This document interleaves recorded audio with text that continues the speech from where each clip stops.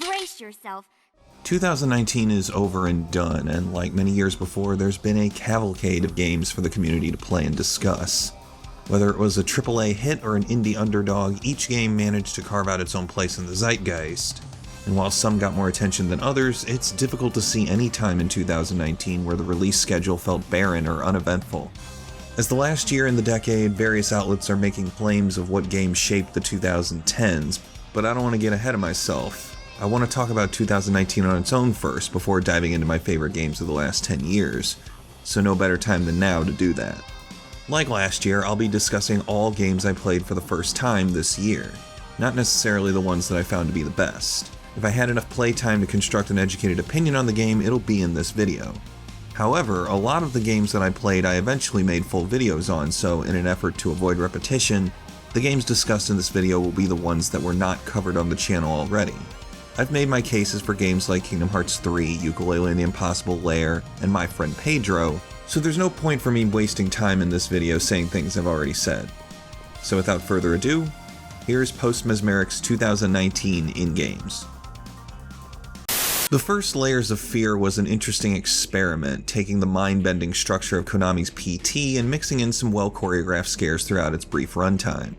It was a bit cheap in those jump scares, yeah, but I really liked the twists and turns its gameplay took during the player's trek through the mansion, especially when mixed with a pretty interesting story about its mad artist lead. Layers of Fear 2, however, doesn't just leave out a compelling narrative, but makes its scares so much less focused. The whole monster chase sequence is sloppy, and while I'll admit that the game got me with several of its jump scares, they felt so much cheaper than the oozing atmosphere that made the original Layers of Fear such a creative endeavor for indie horror.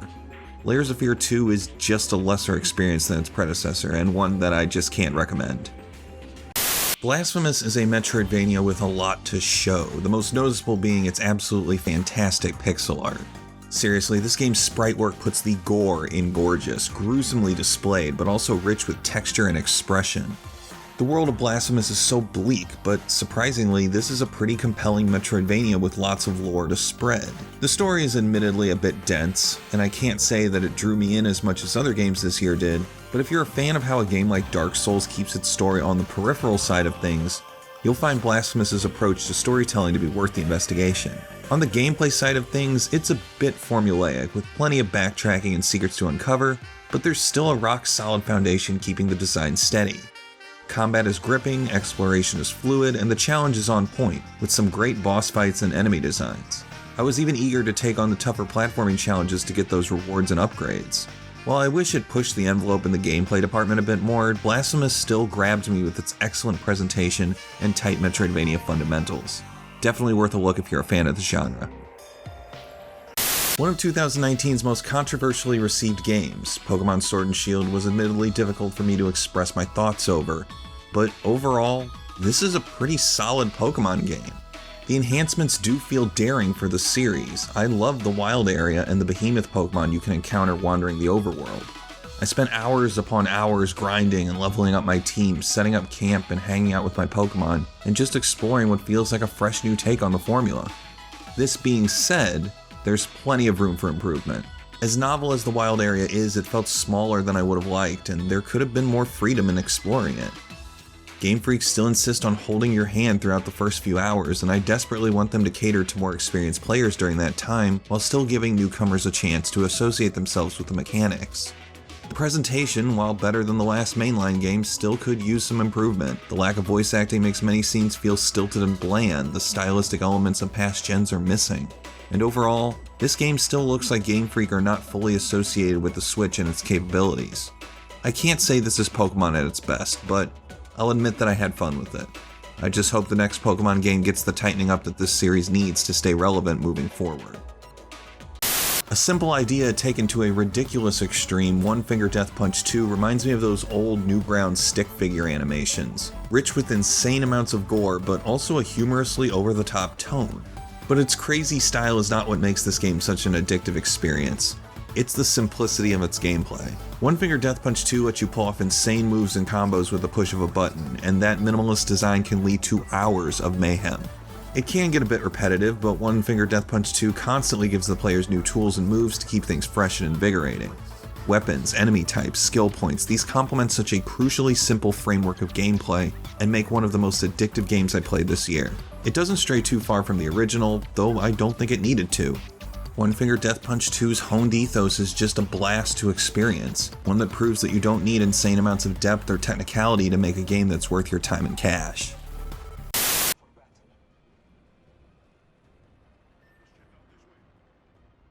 No.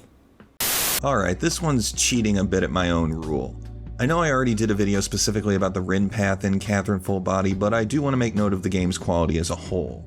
Overall, while this is the definitive version of this game with its additional difficulty settings and extensive collection of endings, there isn't enough here to justify getting this over Catherine Classic at its currently discounted price. And while the gameplay is still rock solid and mixes things up as much as most could ask for, the bridge between Classic and Full Body is just not good enough.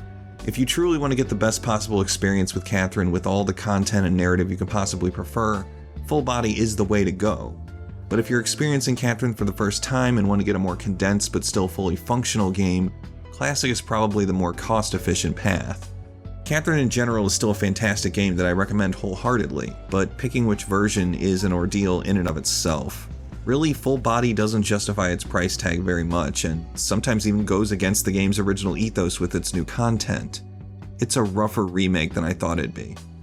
Platinum's new IP is certainly an interesting one because while its combat and action are definitely reminiscent of games like Bayonetta, it's the world building and additional genre crossing that I feel Astral Chain excels at the most. The side quests encourage exploration, the detective work is surprisingly compelling, and on the whole, it's probably the most un-Platinum game that the studio has released in a long time. Still, it has its share of setbacks, mostly in the more rigid ranking system during combat and some stale aesthetics, especially in the astral plane. These moments hold back an otherwise diverse collection of game design elements. Despite its familiarities, Astral Chain is its own animal, and I'm hoping this IP continues onward, as its flaws are things that could be tightened up easily if the chance provides. Despite its stylish action and slick aesthetic dominating much of the game's conversation, it was Katana Zero's mindfuck of a story that really drew me into the experience. The game kept me guessing at every turn, constantly pondering the importance and validity of what was displayed on screen. Was the story a true murder mystery, or was everything a drug-induced hallucination? I love when games distort the reality they construct and cause the player to question their own perceptions, and Katana Zero is an excellent example of keeping players guessing. But don't overlook its gameplay. As a 2D side-scrolling action game that parallels the stylish ultra-violence of Hotline Miami, Katana Zero is remarkably contemplative, forcing the player to plan their actions accordingly, but all without ignoring the high-intensity action that fuels its core mechanics. The warped graphic design and slick synthwave soundtrack are icing on the cake, complementing the trippy cyberpunk narrative at each turn. While I think its gameplay could have used a bit more variety, I couldn't help but be drawn into Katana Zero's dystopian world. I'm admittedly hesitant toward a sequel, as it could erase much of the ambiguity of the excellent narrative, but Katana Zero is an indie game with style and substance to burn, and one that I can easily recommend. I just couldn't get into Team Sonic Racing. It's a bland kart racer that's bound to stay in the shadow of several much more competent series, regardless of the console you choose. It captures a lot of the Sonic charm that has permeated the most recent titles with a self-aware charisma and some pretty clever dialogue, but the mechanics are just not compelling. The team element, as ambitious as it is, never feels essential and does more to complicate the gameplay in unneeded ways than create a new experience that feels distinct from its peers. The track design is uninteresting as well. Really, it just doesn't have much substance to its style. With both Mario Kart 8 Deluxe and the Crash Team Racing remake grabbing attention, Team Sonic Racing doesn't make a place for itself. I just can't recommend this one. Sorry, Sonic fans.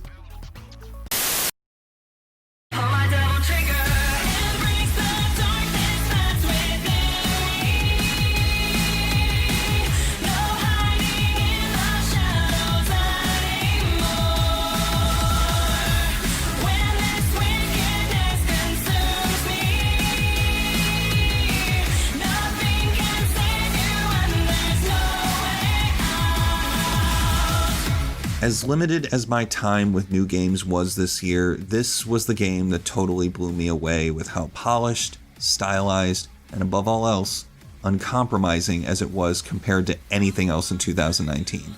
The last few years have had so many AAA games that you could tell were being pushed towards gameplay elements or features that were meaningless at best, intrusive at worst. But Devil May Cry 5 stays pure. It stays true to its series roots and does so much to please its most dedicated fans by being a game that unapologetically wants to be a Devil May Cry game first and foremost.